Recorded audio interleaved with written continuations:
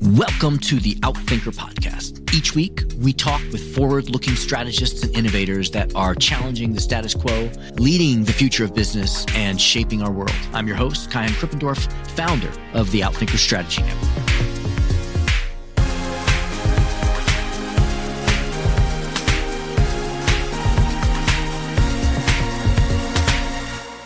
Admiral James Stavridis spent more than 30 years in the U.S. Navy, rising to the rank of four-star admiral. He was the Supreme Allied Commander at NATO and previously commanded the U.S. Southern Command, overseeing military operations throughout Latin America. At sea, he commanded a Navy destroyer, a destroyer squadron, and an aircraft carrier battle group in combat. He holds a PhD from the Fletcher School of Law and Diplomacy at Tufts University, where he recently served 5 years as dean. He received 50 medals in the course of his military career, including 28 from foreign nations. He is the author of To Risk It All, 9 Conflicts, and The Crucible of Decision, which he shares insights from here. He also has published 9 other books, including 2034, a novel on the next World War with Elliott Ackerman. He is chief international analyst for NBC News and a contributing editor for Time magazine. He is currently the vice chair of global affairs of the Carlyle Group and the chair of the board of trustees for the Rockefeller Foundation. There is perhaps nobody alive today who has experienced, witnessed, and made tough decisions in times of great uncertainty. And in this podcast, he shares some insights that we can all apply today. He shares the strategic lessons we can draw from great military leaders of the past, like John Paul Jones, and the present, like Admiral Michelle Howard. 4 keys to making the right decision, especially in moments of urgency, and tips for keeping focused on your North Star and avoid getting distracted by near-term noise. Ladies and gentlemen, Admiral James Stavridis.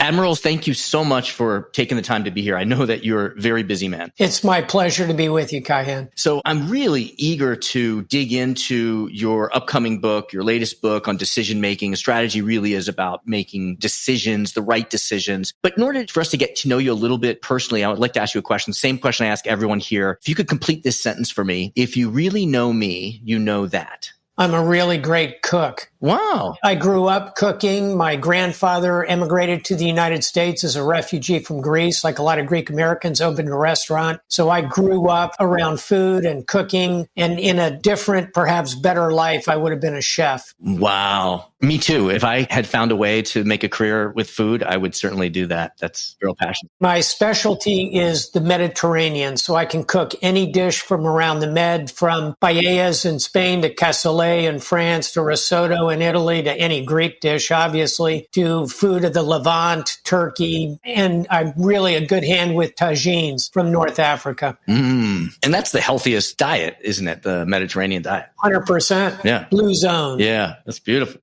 One other canned question that I ask everyone, and I get a different answer each time, which is, what is your definition of strategy? Strategy is simple. Strategy is ends, ways, and means. Ends are where you want to go. Ways are how you're going to get there. And means are the resources you apply to the problem. Strategy is putting those 3 things into proportion. Perfect. What do people get wrong when they think of strategy? Maybe they have a different definition. I think people fail to appreciate the distinction between grand strategy at the very highest level of an organization, its interactions in the universe, strategy, which is the major decisions you're making, operations, next level down, and then finally tactics. I think people tend to get those all mixed up. You need to have that taxonomy in mind. So think about your place in the heavens. That's grand strategy. Overarching meshing of ends, ways, and means. That's strategy. Operations is broad level execution, and tactics is the minute, the finite, the small things you have to do to succeed.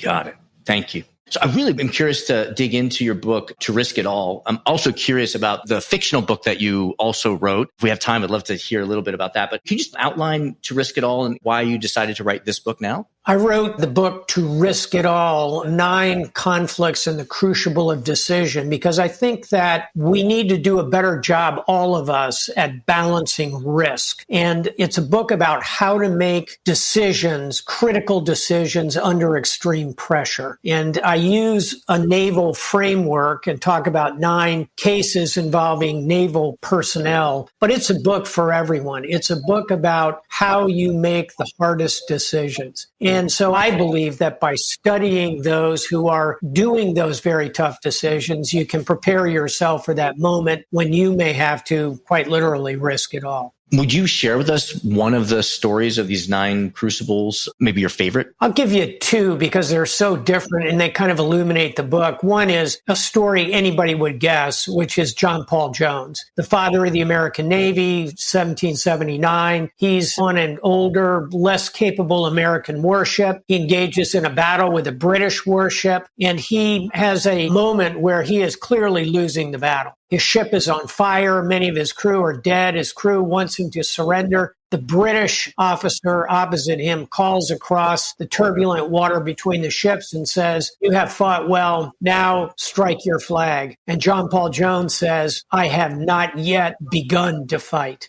It's that power of no, that power of determination, that power to resist. You see it echoing today in President Zelensky of Ukraine. So I think that's one element of how you do well in high critical, high stress environments in those decisions. It's the power of no. It's really determination. The second story, completely different, 21st century. Now it's Admiral Michelle Howard. And many people will know this story because it's the story of Captain Phillips, the film, which many people will have seen. Captain Phillips, a merchant sailor. He's captured by Somali pirates. Michelle Howard is a really young, relatively inexperienced one-star admiral who is tasked with conducting the operation to rescue Captain Phillips. She risks it all, as in she risks his life, the life of the SEALs, all of them, and she puts all these pieces together and effects an extraordinary rescue of Captain Phillips using all these different tools and resources. So it's a very different story. Both have very positive outcomes. And by the way, Michelle Howard, who happens to be African-American, goes on to be the first 4-star African-American woman in U.S. Navy history. John Paul Jones, of course, is the father of the American Navy. 19th century meets 21st century. A pair of pretty good stories. Fascinating. So you've taken these stories from different eras, situations, and kind of distilled, I think there were 9 core principles or lessons. I was wondering if you could tell us a little bit about those. And it was interesting, it seems that some of them kind of pull in the opposite direction, like having all the information, but knowing the timeline as well. Could you just walk us through a few of those? I can. First and foremost, if you want to make a smart decision, you've got to be open to the intelligence. And what I mean by that is often we have assumptions about certain situations, about certain people we encounter, about an environment, and those assumptions aren't always correct. So you have to be open to fact. You have to be open to intelligence. Secondly, we talked a moment ago about determination. You have to be willing to bet on yourself in the hardest situations and be determined even when things appear to be going against you. Thirdly, and this one can be kind of counterintuitive, but you have to separate your emotions in the midst of these kind of moments from clear, crisp decision making. And here I'll simply refer to the greatest book of leadership ever written, which is The Godfather by Mario Puzo. It's literally full of leadership lessons. And at one point, Don Corleone says to his headstrong son, Santino,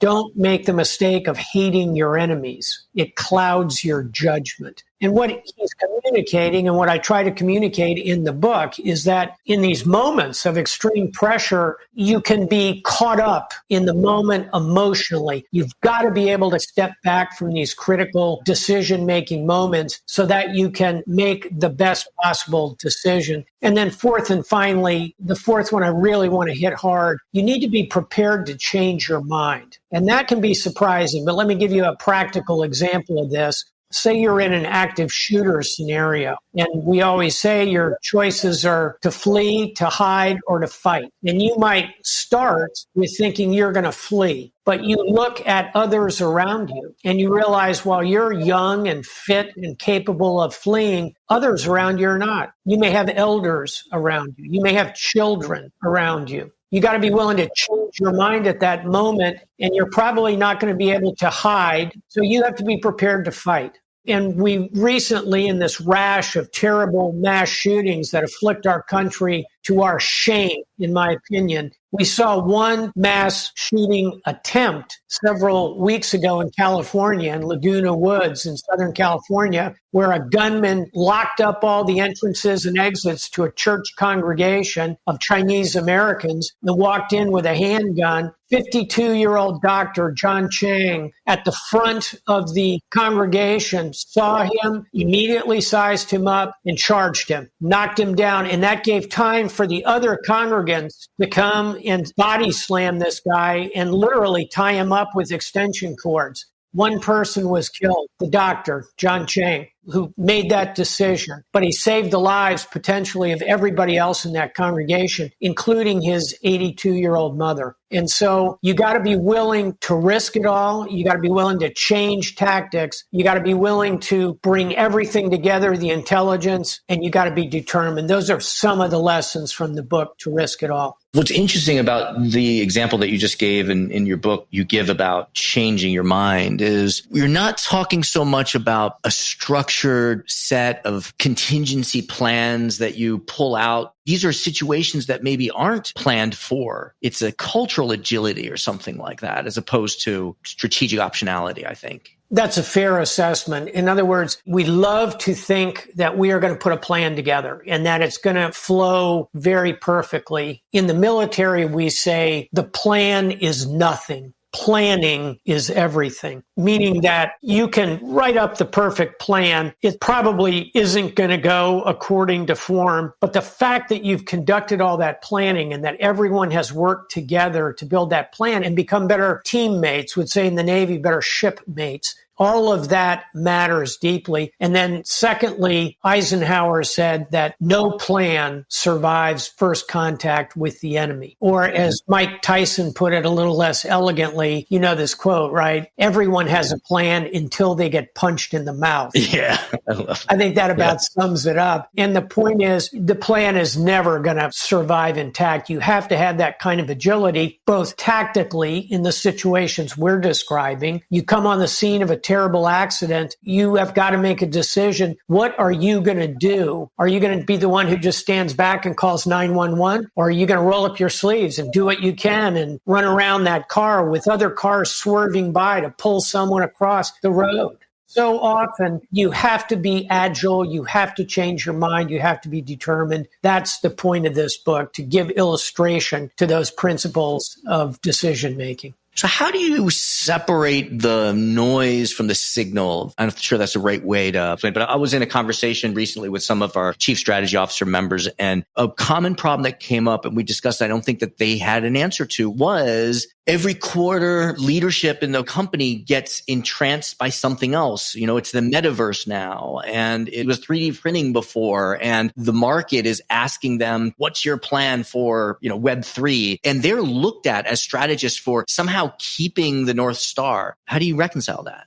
First and foremost, you must know where true north is. And that applies in the context of a company. You have to understand what it is your company is designed to provide. What good, what service, how are you going to do it? And you have to keep sailing that true north. You're going to have a lot of distraction. You indicated a couple a moment ago, the kind of technological distraction. You also, let's face it, have sociological distraction. Companies are getting pulled in a lot of direction, and often for very good reasons, for the benefit of different aspects of our society. But I think the job of a strategist is to know where true north is. And then going back to first principles where we started, balance end, ways, and means. And if you can keep sailing true north while adjusting to the technological, the sociological. Another great distraction for companies are personnel changes. When you have a new CEO, you have new C-suite members. How do you fold them into this process? And again, the central feature, I think, is know where you're going. And the second piece of that, Wayne Gretzky, skate where the puck is going. I think if you think of those two things, you'll be best positioned to, as you say, manage the panoply of various forces that are working on the company. Yes, that makes a lot of sense. So since we're on the topic of changing your mind, what's something that you've changed your mind about? I've changed my mind about so many things, and I think anybody sensible is willing to admit that. And I'll tell you one that I learned and became much more strongly attuned to. In the early 90s, I was the captain of a Navy destroyer with an all-male crew. And I thought, okay, this is the best way to go because we don't have females integrated and everybody can concentrate on their job out at sea. Well, the Navy selected my ship to be the first destroyer in the Navy to have a mixed gender crew. So suddenly I had this exceptional group of women who were assigned to my ship. So a percentage of my crew went away, the males, and in come the females. Now I'm in command of this mixed gender ship. So I commanded the ship for a year and a half, all male. And then I commanded the ship for a year and a half, mixed gender. And I will tell you very honestly, and of course this is going back 30 years ago, it was a better ship as a mixed gender ship. For reasons we, I think, all appreciate today, all of the sensibilities that mixed gender workplaces bring, that creating that additional talent, but also that additional way of thinking and consummate team builders. Just as we would say in the Navy, again, great shipmates. I learned to appreciate that mixed gender function in the workplace. And that was something that now, and for those subsequent 30 years, I've become a strong champion of women in the workplace and women in every role, particularly the highest leadership roles. And people ask me sometimes, Admiral, are you worried about the world and where it's all going? And, we can walk through the litany of challenges with cyber and China and a war in Ukraine and looming inflation. There are a lot of challenges, right? But I think 300 years from now, when the history of this century is written, it's going to be about the rise of women. You're going to see women really come fully into the 50-50 balance in pretty much every workspace and in leadership roles. And the planet is going to be vastly better for that. And companies are going to be better for that. And I think that light has come on by and large. But that's something that I learned in my 30s that has stood me in very good stead in the rest of my life and career. That's what I think we need here is a long arc that tells us what kind of future we can create that works for humanity and the world. I know we're reaching the top of our time with you, but I wanted to ask you to just tell us a little bit, maybe a minute, about 2034, a novel of the next world war. Sure. This was my 11th book, but my first novel. And I've always wanted to write a novel, so I could prove to myself that I could do it. I co-wrote it with another novelist, Elliott Ackerman. But I also very much wanted to write a work of cautionary fiction. You can tell by the title, A Novel of the Next World War. It's about U.S., China potentially going to war in 2034. People have said to me, oh, Admiral, you wrote a work of predictive fiction. No, I wrote a work of cautionary fiction. It's what we need to avoid. But if we can imagine what that war would look like, I think we have a better chance of reverse engineering it and avoiding it. So I loved writing the book. I'm now at work on a sequel to it, 2054, which is about artificial intelligence and the challenges that pose to us. It's called 2054 because it's set a further 20 years on into the century. So thanks for asking about it. My 11th book, a novel. This book, To Risk It All, I'm very enthusiastic about it because I think it's a very practical book because all of us have to make hard decisions. That's the essence of To Risk It All. Yeah, I found it outstanding. It's engaging and it taught me history, but also gave me real practical things to think about when making decisions. How can people follow you and stay connected with you? Well, I'm certainly on Twitter at Stavridis J. I'm on Facebook as a public figure, and I'm on LinkedIn and pretty open there as well. And, my view on all of that is there's one good thing about having a hard, complicated name like Stavridis is that all you have to do do is tell someone to put Stavridis in the search engine and you'll be able to follow me just fine. Yeah. Yep. I can relate. Well, Admiral Stavridis, thank you so much for the work that you do, for guiding us towards a future that will work if we learn the lessons of the past, and for taking the time to share some of that with us here. It's a pleasure being on the podcast with you. Thanks for having me on, Kaihan.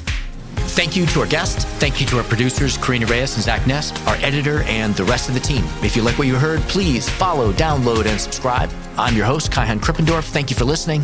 We'll catch you next week with another episode of Outthinkers.